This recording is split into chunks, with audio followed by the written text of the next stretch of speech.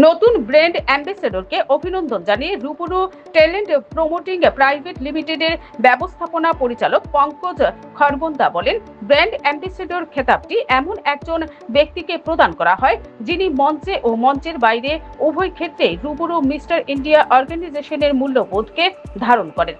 শুভঙ্কর তার শৃঙ্খলা, নম্রতা, যোগাযোগ দক্ষতা এবং নেতৃত্বের সম্ভাবনা দিয়ে আমাদের মুগ্ধ করেছে।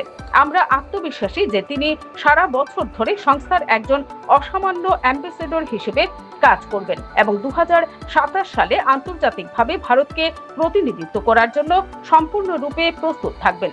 ব্র্যান্ড অ্যাম্বাসেডর হিসেবে শুভঙ্কর প্রচারমূলক প্রচার অভিযান, ফ্যাশন ও লাইফস্টাইল ইভেন্ট, মিডিয়া সম্পৃক্ততা, সামাজিক উদ্যোগ এবং সংস্থার প্রতিভা বিকাশ কর্মসূচিতে সক্রিয়ভাবে অংশগ্রহণ করবেন।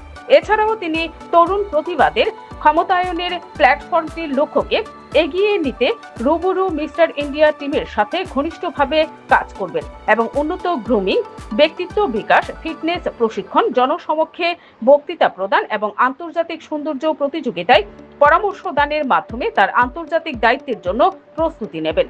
এই ঐতিহাসিক সাফল্যের মাধ্যমে শুভঙ্কর দেব শুধু ত্রিপুরার জন্যই গৌরব বয়ে আনেননি, বরং উত্তর পূর্ব ভারত জুড়ে মডেল হতে ইচ্ছুক এবং সৌন্দর্য প্রতিযোগীদের জন্য অনুপ্রেরণা হয়ে উঠেছেন।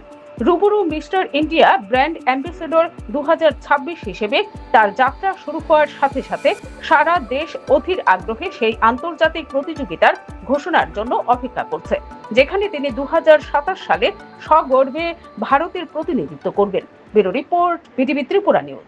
Hi everyone, मेरा नाम शुभंकर देव है। I'm truly thankful to Pankaj sir and the entire Roobaroo team to always believe in me.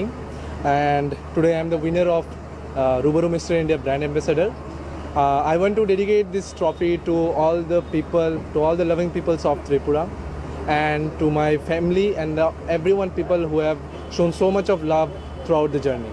And yeah, I'm truly excited for carrying this journey. And yes, that's all. Thank you.